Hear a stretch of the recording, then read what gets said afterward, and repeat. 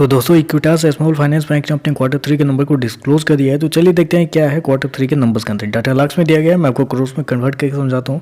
अब पीडीएफ थोड़ा सा कंपनी की तरफ से उल्टा दिया गया है तो थोड़ा सा एडजस्ट कीजिएगा, क्वालिटी भी थोड़ा सा दब दिया गया है। तो डाटा पिछले क्वार्टर की बात करें तो पिछले क्वार्टर में कंपनी का टोटल इनकम 1540 करोड़ के आसपास, पिछले साल 1218 करोड़, अभी देखें तो बढ़ के 1634 करोड़ के आसपास आपको देखने को मिला है। तो साल दर साल देखें तो साल दर साल कंपनी का टोटल इनकम 1000 सा बढ़ता हुआ देखने को मिला है। अप्रोक्सीमेटली 35% के आसपास की तेजी है कंपनी के टोटल इनकम के अंदर। वहीं अगर क्वार्टर क्वार्टर जाते हैं तो क्वार्टर क्वार्टर भी अप्रोक्सीमेटली 6% के आसपास की थी। तो कंपनी का टोटल इनकम देखें तो क्वार्टर क्वार्टर साल दर साल आपको बढ़ता हुआ देखने को मिल रहा है। इंटरेस्ट इनकम की बात कर लेते हैं तो देखिए पिछले क्वार्टर में कंपनी ने 1358 करोड़ जनरेट किए थे, पिछले साल 1063 करोड़ के आसपास, जबकि अभी देखें तो 1428 करोड़ के आसपास कंपनी का जो इंटरेस्ट इनकम है वो आपको देखने को मिला है। तो यहाँ पे भी कह सकते हैं आप कि कंपनी का इंटरेस्ट इनकम साल दर साल क्वार्टर क्वार्टर आपको बढ़ता हुआ देखने को मिला है।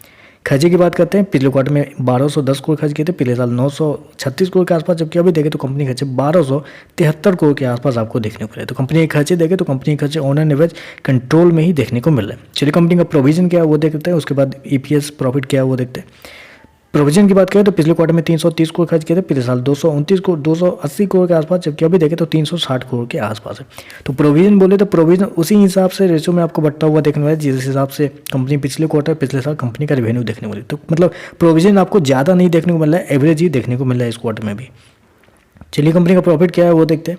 पिछले क्वार्टर की बात करें तो पिछले क्वार्टर में 198 करोड़ का प्रॉफिट था, पिछले साल 170 करोड़, अभी देखें तो बढ़ के 202 करोड़ कंपनी का जो प्रॉफिट है वो आपको जाता हुआ देखने को मिलता है। तो साल दर साल देखें तो साल दर साल कंपनी के प्रॉफिट के अंदर 19% के आसपास की तेजी आपको देखने को मिले। वहीं अगर क्वार्टर क्वार्टर जाते हैं तो क्वार्टर क्वार्टर कंपनी के प्रॉफिट के अंदर ऑलमोस्ट 2% के आसपास की तेजी आपको देखने को मिले। कंपनी का जो प्रॉफिट भी देखें तो आपको साल दर साल क्वार्टर क्वार्टर आपको बढ़ता हुआ देखने को मिला, लेकिन उस हिसाब से नहीं बढ़ा है जिस हिसाब से बढ़ना चाहिए था, क्योंकि अगर 35% के आसपास रेवेन्यू बढ़ता है तो कंपनी का प्रॉफिट भी उसी के हिसाब से बढ़ना चाहिए, लेकिन 19% आसपास कंपनी का जो प्रॉफिट है वो आपको बढ़ता हुआ देखने को मिला है। ईपीएस की बात करते हैं तो देखिए पिछले क्वार्टर में कंपनी के पेस ₹1.74, पिछले साल ₹1.34, अभी देखें तो ₹1.77 के आसपास आपको देखने को मिला है। ग्रॉस एनपीए की बात करें पिछले साल 3.63 था, अभी देखें तो गिर के 2.53 हो चुका है, जबकि नेट एनपीए 1.82 से गिर के 1.13 के आसपास आ चुका है। तो नेट एनपीए ग्रॉस एनपीए सब में देखें तो कंपनी का जो परफॉर्मेंस है वो आपको बेहतर देखने को मिला। ओवरऑल कहे तो नंबर पॉजिटिव साइड पे आपको जाते हुए देखने को मिला। कंपनी का रेवेन्यू, प्रॉफिट, एनपीए, ईपीएस सारा कुछ देखें तो आपको पॉजिटिव साइड पे ही ऊपर जाता हुआ देखने को मिला है। तो चलिए बस आज के लिए बस इतना ही। वीडियो पसंद आए तो लाइक कीजिएगा, साथ में साथ चैनल को सब्सक्राइब जरूर कीजिएगा। धन्यवाद।